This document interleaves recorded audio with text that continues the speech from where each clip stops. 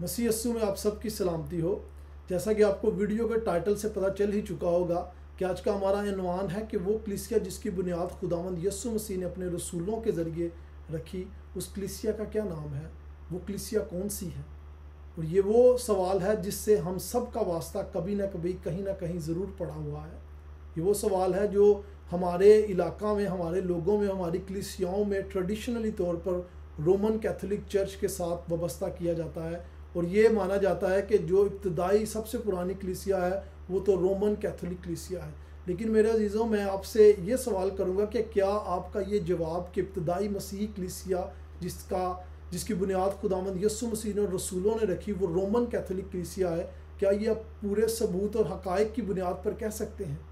क्या आपने जिन लोगों से ये बात सुनी है या जिन लोगों ने आपको ये सिखाई है, क्या वो लोग पूरे हक़ाइक़ और सच्चाई के साथ इस चीज़ को साबित कर सकते हैं कि वाकई इब्तदाई कलीसिया जिसकी बुनियाद खुदावंद यस्सु मसीह ने और रसूलों ने रखी वो वाकई रोमन कैथोलिक चर्च है?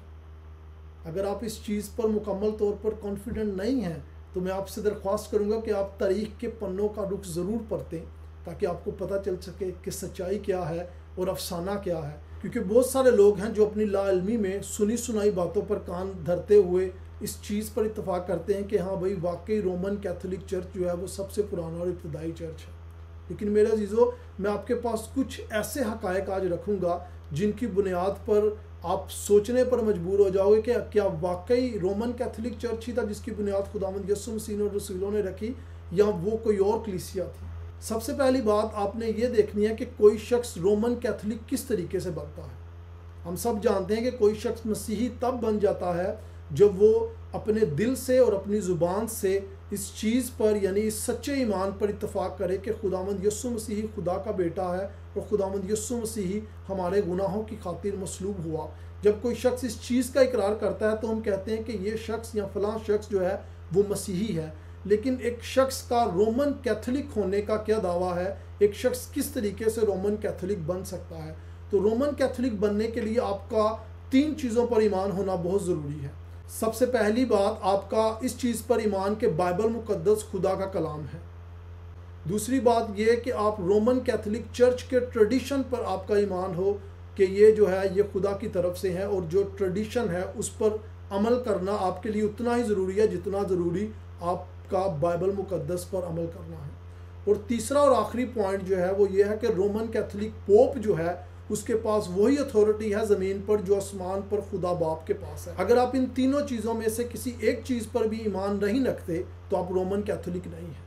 आसान लफ्ज़ों में कहूँ तो रोमन कैथोलिक चर्च के अंदर 3 फोल्ड अथॉरिटी है। पहली अथॉरिटी बाइबल मुकद्दस की, दूसरी रोमन कैथोलिक चर्च की, और तीसरी पोप की अथॉरिटी। अगर आप इन तीनों में से किसी एक अथॉरिटी को भी डिनाई करते हो तो आप रोमन कैथोलिक चर्च के मेंबर नहीं हैं। लेकिन सबसे पहला सवाल ये आता है कि जब खुदावंद यस्सु मसीह ने और रसूलों ने अगर रोमन कैथोलिक चर्च की बुनियाद रखी तो ये रोमन कैथोलिक ट्रेडिशन फिर ये कहाँ से आ गया? क्योंकि रोमन कैथोलिक बनने के लिए आपके बुनियादी अकायद में से एक ये है कि आप रोमन कैथोलिक ट्रेडिशन के साथ ईमानदार, फेथफुल और उसकी फर्माबरदारी करने वाले हों। लेकिन हम जानते हैं कि उस वक़्त तो यहूदी कानून और यहूदी दस्तूर था, तो ये रोमन कैथोलिक ट्रेडिशन कहाँ से आया? लिहाजा जब हम मज़ीद आगे वीडियो को देखेंगे तो हम काफ़ी सारे हक़ाइक़ पर जो है वो पर्दा उठाएंगे कि वाकई वो चर्च जिसकी बुनियाद खुदावंद यस्सु मसीह ने और रसूलों ने रखी वो रोमन कैथोलिक चर्च ही था। तमाम हक़ाइक़ में से सबसे वाज़ेह हक़ाइक़ ये है कि खुदावंद के रसूलों ने, यानी जो 12 रसूल थे और पौलुस रसूल, उन्होंने जितने भी चर्च की इम्प्लांटेशन की, जो चर्च कायम किए, वहाँ पर किसी पर भी एक भी जगह पर हमें ये लफ्ज़ नहीं मिलता कि उन्होंने किसी चर्च को रोमन कैथोलिक चर्च का नाम दिया हो। सबसे पहली बात, जो चर्च कहलाया जाता था वो ये था कि वो जिस भी इलाके में जाते उस इलाके में उस इलाके के नाम से चर्च को कायम करते। जैसे कि जब पौलुस रसूल एथेंस में गया तो उसने एथेंस की कलीसिया को एथेंस की कलीसिया कहकर मुखातिब किया। जब वो कुलसियों की कलीसिया को ख़त लिखता है तो बज़ाहिर वो खुद जो था वो कुलसियों की कलीसिया कायम करने वाला नहीं था, लेकिन उसने जब कुलसियों के चर्च को मुखातिब किया तो कुलसियों की कलीसिया के नाम से उसने ख़त को लिखा। इसी तरह फिलिपियों में, करंथियों में, रोमन्स और बाकी तमाम कलीसियाओं में बिल्कुल ऐसे ही हमें यही ऑर्डर मिलता है। लेकिन एक बात जो आपके जानने के लिए वो बहुत ज़रूरी है कि इन तमाम चर्चों को मिलाकर अगर हम बोलें कि एक कलीसिया तो खुदा का बंदा पौलुस रसूल, पतरस रसूल और बाकी तमाम रसूल भी इन तमाम कलीसियाओं को एक ही अल्फाज में या एक ही प्लेटफॉर्म पर जगह करने के लिए, उनको मुखातिब करने के लिए उनको कहते हैं कि ये सब मसीह का बदन है। और इसी तरह रसूलों के बाद इनके जो शागिर्द गुजरे, जिनमें क्लेमो ऑफ रोम, जिसे हम पहला बिशप भी कहते हैं रोम की कलीसिया का, एथानियस जो कि एंटियोक का था जहाँ पर पहली बार जो थे मसीही लोगों को मसीह कहा गया, और पोलीकार्प जो कि अपोस्टल जॉन का शागिर्द था, इरानियस ऑफ लियोन जो जिसका ताल्लुक फ्रांस से था, आज के टर्टिलियन और एथेनेसियस, ये सारे वो इब्तदाई रसूल हैं जिन्हें हम अर्ली चर्च फादर्स भी कहते हैं। अगर आप इनकी राइटिंग्स पढ़ें, इनके जो लिखे हुए ख़त हैं वहाँ पर पढ़ें, तो वहाँ पर कहीं भी आपको रोमन कैथोलिक चर्च का जिक्र नहीं मिलता। हाँ, बसूरत एक शख्स जिसका नाम इरानियस ऑफ एंटियोक था, उसकी राइटिंग में आपको ये ज़रूर मिलता है कि उसने इन तमाम चर्चिस को, जिसे हम मसीह का बदन कहते हैं, उसने इनको कैथोलिक कलीसिया के नाम से मुखातिब किया। मेरे अजीज़ों, कैथोलिक लफ्ज़ में और रोमन कैथोलिक लफ्ज़ में बहुत ज़्यादा फ़र्क है। कैथोलिक कहा जाता है यूनिवर्सल चर्च को, यानी आलमगीर कलीसिया, यानी वो चर्च जो एक पाकिस्तान में है, इंडिया में है, फ्रांस में है, अमेरिका में है। अगर मैं इन तमाम चर्चिस को एक ही लफ्ज़ में मुखातिब करूं तो मैं कहूँगा कि कैथोलिक कलीसिया, यानी वो कलीसिया जो मसीह का बदन है। लेकिन ये कैथोलिक जिसका मतलब यूनिवर्सल है, आलमगीर है, इसका बिल्कुल भी मतलब रोमन कैथोलिक कलीसिया नहीं। और यही वजह है कि जब हम इब्तदाई कन्फेशंस और क्रीड पढ़ते हैं तो हमें बार बार लफ्ज़ कैथोलिक पढ़ने को मिलता है, लेकिन किसी एक भी क्रीड में हमें या एक भी कन्फेशन में हमें लफ्ज़ रोमन कैथोलिक नहीं मिलता। और ये बहुत अहम बात है, क्योंकि ये तमाम इब्तदाई फादर्स जो थे, जिन्हें हम चर्च फादर्स कहते हैं, इनकी तालीमात में और इनकी लिखाई में हमें कहीं भी रोमन कैथोलिक चर्च की तालीमात नहीं मिलती। जब मैं कहता हूँ कि रोमन कैथोलिक चर्च की तालीमात, तो इससे बखूबी इस चीज़ से भी वाकफियत होनी चाहिए कि रोमन कैथोलिक चर्च की तालीमात में जो साक्रामेंट हैं, वो 7 साक्रामेंट जो हैं वो मुतारिफ करवाए गए हैं, जबकि बाइबल मुकद्दस हमें सिर्फ 2 साक्रामेंट यानी पाक बपतिस्मा और पाक इशा के बारे में तालीम देती है। लेकिन रोमन कैथोलिक चर्च के अंदर 7 साक्रामेंट्स हैं। तो सबसे बड़ा सवाल ये आता है कि ये सारी तब्दीली आई कहाँ से। तो हम इस तब्दीली के बारे में, यानी चर्च कैथोलिक से रोमन कैथोलिक में कैसे तब्दील हुआ, हम इसके बारे में थोड़ा सा जानेंगे। एक बात जो वाज़िया रहे कि रोमन कैथोलिक चर्च का नाम और इसकी तारीख हमें 4वीं सदी से पहले कहीं भी नहीं मिलती। 4वीं सदी में इसका आगाज़ कुछ यूँ हुआ कि जब कॉन्स्टेंटाइन, जो कि मौजूदा आज की दुनिया में सर्बिया जो मुल्क है, वहाँ से जब आया और उसने रोम को फतह किया, तो जो रोमी चर्च था और जो रोमी कलीसिया थी, इसने उस पर भी हाथ डाला। और जब इसने देखा कि मसीहत यहाँ पर बहुत तेज़ी से बढ़ रही है, तो लोगों को खुश करने के लिए इसने कहा कि मुझे आसमान पर यूनानी ज़ुबान में यीशु मसीह का नाम नज़र आया, जिसको देखकर मैं मसीही हो गया। मेरे अज़ीज़ों, खुदा जानता है कि इसमें कितनी सच्चाई है, लेकिन बहुत सारे लोग और तारीख़ के पन्ने ये हमें बताते हैं कि कॉन्स्टेंटाइन ने लोगों को वोट लेने के लिए, क्योंकि मसीही अक्सरियत ज़्यादा थी, उनको खुश करने के लिए ये अपनी एक स्टोरी बनाई ताकि लोगों को वोट ले और अपनी सदारत, अपनी हुकूमत को यूरोप में कायम कर सके। और कॉन्स्टेंटाइन का रोम की हुकूमत संभालने के बाद सबसे पहले इसने जो असरात अपने मसीही चर्च में लगाए, उसका नतीजा ये निकला कि चर्च ज़्यादा से ज़्यादा लिबरल होता गया। और कॉन्स्टेंटाइन का रोम की कलीसिया पर अपने असरात छोड़ने का नतीजा ये निकला कि रोमी जो कलीसिया थी, उसने अपने इब्तदाई ईमान की जो जड़ें थी उन्हें खुद ही काटना शुरू कर दिया। जब मैं ये बात कहता हूँ कि उन्होंने खुद ही अपनी जड़ें काटनी शुरू कर दी, तो इसका मतलब बिल्कुल यही है कि वो तालीमात जिनकी बुनियाद पर खुदावंद यीशु मसीह और रसूलों ने चर्च की बुनियाद रखी, ये लोग उन तालीमात से कोसों दूर होने लगे। यानी वो तालीमात जो खुदावंद के रसूलों ने अपने शागिर्दों को, जिनमें क्लेमो ऑफ रोम, इरानियस, पोलीकार्प, इरेनियस, ये सारे जो थे, जिन्हें हम मसीही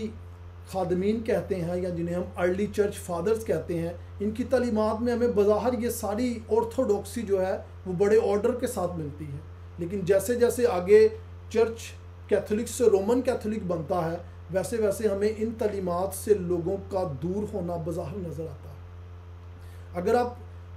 क्लेमो ऑफ रोम्स के लेटर जो उसने लिखे थे वो देखें, तो आपको कहीं पर भी नहीं मिलता कि उसने रोमन कैथोलिक चर्च का जिक्र किया हो, या इवन उसने इस चीज़ का दावा किया हो जैसे Roman Catholic church Clement of Rome को पोप का दर्जा देते हैं, या उसने इस चीज़ का दावा किया हो कि मैं खुद जो हूँ वो रोमन कैथोलिक चर्च के में जो कलीसिया रोम है उसका पोप हूँ। इस चीज़ का उसने कभी भी दावा अपने ख़त में नहीं किया। आप खुद भी इन खतूत को बज़ाहिर पढ़ सकते हैं, यूट्यूब में या गूगल पर आपको PDF फॉर्म में ज़रूर ये मिल जाते हैं, बड़े आसानी मिल जाते हैं। अगर किसी को नहीं मिलते तो मुझसे रब्ता करें, मैं आपको उसकी PDF कॉपी ज़रूर भेज दूँगा। अर्ली चर्च फादर्स की राइटिंग में हमें 3 चीज़ें बहुत वजाहत से मिलती हैं। वो 3 चीज़ें ये हैं कि यीशु मसीह कवारी मरियम से पैदा हुआ, और वो तस्लीस पर ईमान रखते थे, और वो बाइबल मुकद्दस को, यानी सिर्फ बाइबल मुकद्दस को अपनी अथॉरिटी समझते थे। लेकिन हम इन तीनों चीज़ों में देखते हैं कि जब जैसे जैसे चर्च कैथोलिक से रोमन कैथोलिक की तरफ कन्वर्ट होता है, और ये तीनों बुनियादी चीज़ों पर जो अप्रोच थी चर्च की वो कम होती जाती है। और इसी वजह से आरीनियस जो हैरसी गुजरी, जिसमें तस्लीस के कीदे का इनकार किया गया, बाकी तमाम ऐसी हैरसीज जो हैं चर्च में गुजरी, मनोनाइट्स आए, दूसरे सारे आए जिन्होंने इन चीज़ों का भी इकरार ना किया कि यीशु मसीह कामल तौर पर एक इंसान था, बल्कि वो ये कहते थे कि वो कामल तौर पर सिर्फ एक खुदा था जो एक फरिश्ते की शक्ल में आया, जिसका जिस्मानी टेम्पटेशंस और जिस्मानी नोयत से हमारी तरह वो नहीं था। और बज़ाहिर के इन हैरसीज़ का, इन बिदतों का चर्च जो था वो बाइबल मुकद्दस की तालीमात के मुताबिक डिफेंस देता। चर्च अपने ट्रेडिशन को लेकर इस कदर कायम होता गया कि इसका अपना एक ऐसा पिलर और ऐसी एक अपनी हुकूमत बन गई कि इस चीज़ से किसी को फ़र्क ही नहीं पड़ता था कि बाइबल मुकद्दस की तालीम क्या है और वो तालीमात क्या है जो चर्च में रोमन कैथोलिक चर्च सिखा रहा है। और ये वही दौर था मेरे अजीज़ों कि इस दौर में जो कोई बाइबल मुकद्दस के बारे में बात करता, या जो कोई रोमन कैथोलिक के बाहर बाइबल को अगर पढ़ता या हाथ लगाता, उसे या तो जिंदा जला दिया जाता या पत्थरों से संसार किया जाता। और यही वजह है कि यूरोप के अंदर रोमन कैथोलिक चर्च का सर्कल इस कदर स्ट्रॉन्ग होता गया कि इसके खिलाफ बात करने वालों को खुदा के खिलाफ बात करने के बराबर समझा गया। और जो कोई पोप के खिलाफ या रोमन कैथोलिक ट्रेडिशन के खिलाफ कोई बात करता था, उसे जिंदा जला दिया जाता था, ये मानते हुए कि पोप के पास वही इख्तियार है जो खुदा बाप के पास आसमान पर है, पोप के पास वही इख्तियार ज़मीन पर है। तो जो कोई पोप के खिलाफ बात करता है, इसका मतलब वो खुदा बाप के खिलाफ बात करता है। और ये सारे ट्रेडिशन हमें बाइबल में कहीं पर भी मिलते हैं। बाइबल में कहीं में भी लिखा गया कि किसी एक बिशप का किसी दूसरी चर्च के ऊपर पूरी हुकूमत है, या कोई एक बिशप जो है वो पोप है जो बाकी तमाम चर्चिस पर कंट्रोल करता है। बल्कि बाइबल मुकद्दस पे वाज़िया तौर पर लिखा गया है कि 1 और 2 और 3 और 4 और 10 और 12 जितनी भी कलीसियाएँ हैं वो सब मसीह में मसीह का बदन है, और उन तमाम कलीसियाओं का जो हेड है, जो सरदार है, वो यीशु मसीह नासरी खुद है, वो कोई इंसान नहीं है। लेकिन एक बात जो वाज़िया रहे वो ये है कि रोमन कैथोलिक चर्च का ये कहना है कि खुदावंद यीशु मसीह नासरी ने पतरस रसूल को मसीह कलीसिया का पोप बनाया था।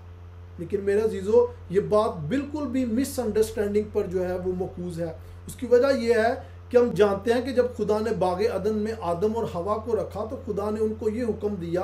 कि तुम बढ़ो, फूलो और खुदा के नाम को जलाल दो। और हम जानते हैं कि आदम वो पहला शख्स था जिसे खुदा ने ये एजाज़ दिया कि वो खुदा के चर्च को ज़मीन पर कायम करे, ताकि वो अपने बच्चों को मसीही तालीमात, यानी वो तालीमात जो खुदा ने अपनी शरीयत में आदम के दिल पर लिखी थी, उनके ज़रिए उसको सिखाते हुए उनको बढ़ाए और खुदा के नाम को इस दुनिया में ज़मीन पर कायम रखे। लेकिन हम जानते हैं कि आदम गुनाह के वसीला से इसमें नाकाम रहा, इसलिए खुदा ने इससे पहले कि वो बागे अदन में अब्दी ज़िंदगी हयात का दरख्त खाता, उसे बागे अदन से निकाला। और खुदा ने तब जब उसे निकाला उससे ये भी कहा कि औरत के वसीला से, यानी औरत की नस्ल के वसीला से मैं एक मुनज्जी पैदा करूँगा जिसके ऊपर मैं अपने चर्च की बुनियाद रखूँगा। और वो शख्स होगा जो खुदा के उस चर्च को, जिसकी जिम्मेदारी खुदा ने इब्तिदा में आदम को दी थी कि वो ज़मीन पर कायम करे और खुदा के नाम को इस ज़मीन पर बहाल करे, ताकि लोग जाने कि खुदा कौन है। और यही बात जब यीशु मसीह अपने रसूलों के पास आता है तो उससे पूछता है कि लोग क्या कहते हैं कि मैं कौन हूँ। तो वो कहते हैं, कुछ कहते हैं तू नबी है, कुछ कहते हैं एलिया है, कुछ कहते हैं कोई और नबियों में से कोई एक नबी जो है वो जी उठा है। लेकिन खुदावंद यीशु मसीह के अपने शागिर्दों से कहता है कि तुम क्या कहते हो मेरी बाबत कि मैं कौन हूँ। तो पतरस रसूल बाकी तमाम रसूलों का एज आ रिप्रेजेंटेटिव होते हुए कहता है कि तू खुदा का मसीह है। तो मेरे अजीज़ों, खुदावंद यीशु मसीह फ़ौरन कहता है कि साइमन पतरस, इस सच के ऊपर, यानी इस रॉक के ऊपर, इस चट्टान के ऊपर कि मैं मसीह हूँ, कि मैं खुदा का फर्जंद हूँ, कि मैं कलीसिया का सर हूँ, हेड हूँ, इस पर मैं अपनी कलीसिया कायम करूँगा और आलम रवा की ताकतें भी जो हैं वो मेरी कलीसिया पर कभी भी अबूर न पा सकेंगी। और मेरे अजीज़ों, ये हकीकत और ये सच है कि वो कलीसिया जिसकी ज़िम्मेदारी खुदा ने इंसान को बख्शी, यानी पहले आदम को बख्शी, वो नाकाम रहा खुदा की कलीसिया को इस ज़मीन पर कायम करने में। लेकिन वही कलीसिया खुदा ने आखिरी आदम यानी यीशु मसीह के वसीला से इस दुनिया पर कायम की, ताकि खुदा का नाम अब्दी हयात तक इस दुनिया पर कायम रह सके, ताकि लोग जान सकें कि खुदा बाप कौन है। लेकिन अगर आप इस चीज़ को किसी एक इंसान के साथ मंसूब करते हैं, वो इंसान जो सिर्फ मेरी और आपकी तरह एक गुनाहगार इंसान ही था, जिसके अंदर कामलियत नहीं थी, अगर आप उसके साथ इस चर्च को मुंसलिक करते हैं तो मेरे अजीज़ों, आप सबसे बड़ी ठोकर का शिकार हैं। क्योंकि किसी भी चर्च का हेड जो है, ना तो वो पतरस रसूल था, ना कोई और रसूल था, बल्कि चर्च का जो हेड, चर्च का जो सर, चर्च का जो सरदार है, वो सिर्फ और सिर्फ खुदावंद यीशु मसीह नासरी ही है।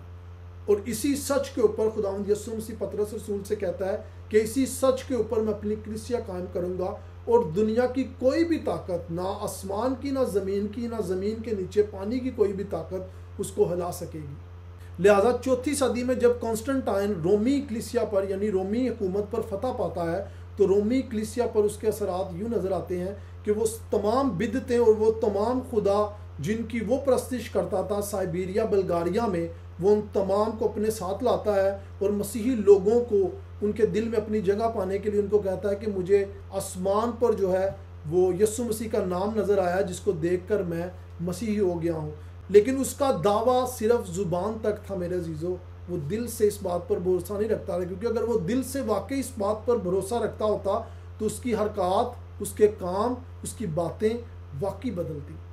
लेकिन इस चीज़ का नतीजा ये निकला कि चौथी सदी में जो पहला पोप खड़ा किया गया, जिसको पोप द लियो कहा जाता है, उसके बाद पोप ग्रिगोरी, और ऐसे लिस्ट जो है वो आगे लंबी चलती जाती है। लेकिन लोगों को बेवकूफ़ बनाने के लिए इनका कनेक्शन जो था वो पीछे पतरस रसूल और बाकी रसूलों से और सेंट क्लेमोस से किया गया कि ये सारे भी पोप थे, पोप द लियो से पहले, पोप द ग्रिगोरी से पहले। लेकिन तारीख में अगर आप पढ़ें तो आपको इन तमाम का कहीं जिक्र नहीं मिलता कि ये वाकई इस चीज़ का दावा करते हो कि हाँ मैं पोप हूँ। ना ही पतरस रसूल ने कभी इस चीज़ का दावा किया कि मैं पोप हूँ, बल्कि जब आप पतरस रसूल के ख़त पढ़ें तो पतरस रसूल खुद इस चीज़ का दावा करता है कि मैं बाकी तमाम रसूलों की तरह खुदा का एक अदना सा खादम हूँ। वो कहीं पर भी नहीं ये कहता कि मेरे पास ये अथॉरिटी है कि मैं बाकी तमाम कलीसियाओं का जो है वो पोप हूँ, वो सरदार हूँ, बल्कि वो खुद इस चीज़ का इकरार करता है कि खुदावंद यीशु मसीह नासरी ही जो है वो चर्च का सरदार है। लिहाजा इसी तरह मेरा अजीज़ों, जब कॉन्स्टेंटाइन ने रोम पर हुकूमत शुरू की तो अपने वो तमाम खुदा और अपने वो तमाम ट्रेडिशन जिनको वो फॉलो करता था अपने बाप दादा से लेकर, उन तमाम को उसने मसीहत के साथ मर्ज कर दिया और एक नया सेक्ट जो था वो सामने आया, जिसका नाम था रोमन कैथोलिक चर्च। आप और मैं इस चीज़ से बखूबी इत्तफाक करते हैं कि बाइबल मुकद्दस में कहीं पर भी नहीं लिखा गया कि 25 दिसंबर जो है वो यीशु मसीह का पैदाइश का दिन है,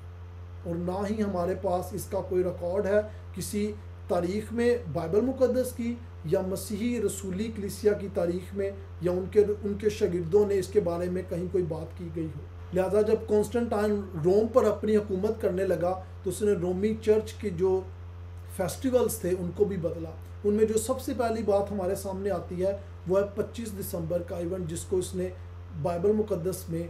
मौजूद खुदावंद यीशु मसीह नासरी की पैदाइश से मुंसलिक कर दिया। लेकिन बाइबल में जैसे मैंने बताया कहीं पर भी नहीं जिक्र इस चीज़ का कि खुदावंद यीशु मसीह 25 दिसंबर को पैदा हुए। लेकिन उसने ये बिद्दत जो थी वो सर्बिया के खुदाओं, जिसको हम सूरज का देवता भी कहते हैं, जिसे रोमी हुकूमत जो थी वो Roman festival of Sol Invictus के नाम से जानती थी, यानी जिसमें वो सूरज की प्रस्तिश करते थे, उसके साथ जोड़ा। तो कॉन्स्टेंटाइन वो तमाम प्रैक्टिसेस जो पीछे सर्बिया में करता आया था वो अब रोम में भी करने लगा, और वो तमाम प्रैक्टिसेस जो वो पीछे करता आया था उन्हें मसीही नाम देते हुए मसीही कौम को भी अपने साथ मिलाने शुरू कर दिया। जिसमें सबसे पहली बात उसने की कि यीशु मसीह की पैदाइश जो थी वो 25 दिसंबर को हुई। लेकिन हमारे पास कोई रिकॉर्ड नहीं है, जैसे मैंने बार बार इस चीज़ पर बात की कि यीशु मसीह 25 दिसंबर को पैदा हुए। इसके बाद कॉन्स्टेंटाइन ने जो एस्तार देवी थी जिसकी वो प्रस्तिश करता था, उसके फेस्टिवल्स को मनाना शुरू किया, जिसमें फर्टिलिटी, रीन्यूअल और रीबर्थ ऑफ लाइफ जैसे जो निशानात थे, जिनमें खरगोश को दिखाना, अंडों को दिखाना, ये तमाम रसूमात जो वो खुद पीछे सर्बिया में मनाया करता था, वो अब रोम में मनाना शुरू कर दिया। और इस त्यौहार को, जिसका नाम था एस्तार, या जिसे रोमी ज़ुबान में रोमन फेस्टिवल ऑफ हिलारिया कहा जाता था, इसके नाम को उसने ईस्टर के साथ जोड़ दिया, यानी खुदावंद यीशु मसीह की रेजरेक्शन के साथ जोड़ते हुए इसने कहा कि ये त्यौहार भी अब मसीही त्यौहार का हिस्सा है। और साथ ही साथ यूज़ ऑफ इंसेंस का इस्तेमाल करना शुरू कर दिया, यानी धुआं लगाना। जैसे आप देखते हैं कि रोमन कैथोलिक चर्च में अक्सर वो प्लेट्स ही पकड़ कर उसके साथ धुआं जो है लोगों पर लगाते हैं। ये सारे पैगन रिलीजियस रिचुअल्स थे, जिनको बाद में जो सेरेमोनियल्स एक्टिविटीज़ थी जो पुराने अहदनामे में, जिनको यीशु मसीह ने अपने कफ़ारे के ज़रिए मुकम्मल कर दिया, उनके साथ जोड़ते हुए दोबारा रोमन कैथोलिक चर्च में इनकी बुनियाद रखी गई। उसके बाद जो थी वो कैंडल्स को लगाना, मोमबत्तियों को चर्च के अंदर लगाना, ये सारी रसूमात जो थी मेरे अजीज़ों, जो पैगन्स रिलीजन्स थे, जो गैर कौमों के खुदाओं के रिलीजन्स थे, जो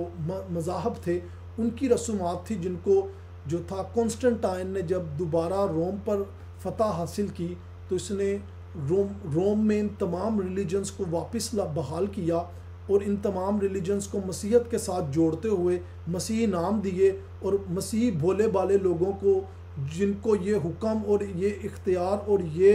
एजाज़ हासिल नहीं था कि वो ख़ुद बाइबल पढ़ें, क्योंकि जो कोई भी बाइबल को पढ़ता प्रीस्ट के अलावा, उसको मार दिया जाता या जला दिया जाता। और वो लोग जो मासूम लोग थे, जो ना तो खुद बाइबल पढ़ सकते थे, वो इस चीज़ से कैसे वाकिफियत रखते कि जो चीज़ें रोमन कैथोलिक चर्च उन्हें सिखा रहा है वो वाकई बाइबल के मुताबिक है। लिहाजा लोग अंधे को राह दिखाते हुए, एक दूसरे को देखते हुए, जो कुछ पोप, जो कुछ रोम के चर्च और जो कुछ भी जो कैथोलिक चर्च प्रीस्ट जो थे वो सिखा रहे थे, वो धड़ाधड़ वो उसको मानते गए, ये समझते हुए कि ये यीशु मसीह नासरी की तलीमात है, ये मसीहत की तलीमात है। क्योंकि किसी भी आम शख्स के पास बाइबल को पढ़ने, बाइबल को छूने और इवन के बाइबल को कैथोलिक चर्च की अथॉरिटी के अलावा सुनने का भी इख्तियार नहीं था। और जिस तरह हमारे पास ये एक सच है कि मुकद्दसा मरियम, जो कि यीशु मसीह नासरी की जिस्मानी कमवारी माँ थी, कॉन्स्टेंटाइन ने उसको, उसके इमेज को जो है वो मदर गॉडेस के साथ रिप्रेजेंट किया, जिसमें वो ईसास जो थे इजिप्ट में मनाई जाती थी, और सिबल जो थी जो फेरिजियंस थी, और डियाना जो कि रोम में मनाई जाती थी। ये सारी जो थी पैगन्स फीमेल्स थी, जिनके साथ इसने मुकद्दसा माँ मरियम को जोड़ा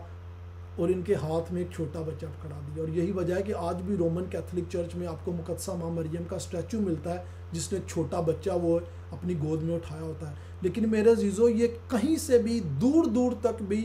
खुदावंद के कलाम के मुताबिक जो खुदावंद यीशु मसीह की माँ मुकद्दसा मरियम है और यीशु मसीह का जो छोटे बच्चे का स्टैचू दिखाया जाता है, ये कहीं से भी उसके साथ रिलेटेड नहीं है। ये सिर्फ बोले बाले लोगों को बेवकूफ़ बनाने का एक वो हरबा था जो कॉन्स्टेंटाइन ने अपने खुदाओं को मनवाने के लिए मसीही लोगों पर लागू किया। और रोमन कैथोलिक चर्च ने कॉन्स्टेंटाइन की हुकूमत में अपने आप को कायम रखने के लिए इन गैर इखलाकी और गैर मसीही रसूमात को अपनाया और इनको मसीहत का नाम देते हुए लोगों पर लागू कर दिया। इसके बाद बहुत सारे और भी पॉइंट हैं जिनके बारे में मैं चाहता हूं कि मैं बात करूं, लेकिन वीडियो बहुत लंबी हो जाएगी। लेकिन एक बात जो मैं ज़रूर बताना चाहूं कि इन तमाम पैगनिस्टिक रिलीजन्स जो थे, इनमें एक ज़रूर चीज़ जो मसीहत में भी कॉमन है वो थी कि डिवाइन मेडिएटर रखा जाए, यानी एक दरमियानी रखा जाए जो खुदा और इंसान के दरमियान हो। और ये बात फ़िलोसफी की दुनिया में भी बड़ी आम है कि जो ग्रीक फ़िलोसफर थे वो इस चीज़ पर पूरा ईमान रखते थे कि खुदा और इंसान के दरमियान कोई एक दरमियानी होना चाहिए। और यही बात जो थी वो मेडिएटर, जो बाइबल मुकद्दस के मुताबिक हमें बताया जाता है कि इंसान और खुदा के दरमियान जो दरमियानी है वो खुदावंद यीशु मसीह नासरी है। और क्योंकि कॉन्स्टेंटाइन वो खुद एक पैगन था, एक खुद बुद्ध मज़हब था, और वो इस चीज़ पर ईमान रखता था कि खुदा के साथ, यानी खुदा नहीं खुदाओं के साथ मिलाप करने के लिए बहुत सारे जिस्मानी खुदा भी गुजर चुके हैं, जिनके अंदर बहुत ताकत थी, जो बड़े फतहमंद थे, और जो मर चुके हैं वो अभी भी जिंदा हैं और वो खुदा हैं आज भी। और कॉन्स्टेंटाइन की इसी तालीमात की बुनियाद पर जो है रोमन कैथोलिक चर्च ने इंटरसीड्स एंड इंडल्जेंस जैसी तालीमात को मुतारफ़ किया, जिसमें यह कहा गया कि वो तमाम मुक़द्दसीन जो मर चुके हैं अब वो इंसान और खुदा के दरमियानी हैं। लेकिन मेरे अजीज़ों, हमेशा याद रखिए कि बाइबल मुक़द्दस बताती है कि इंसान और खुदा के दरमियान सिर्फ एक ही दरमियानी है और वो जिंदा खुदावंद यीशु मसीह नासरी है। अगर आप किसी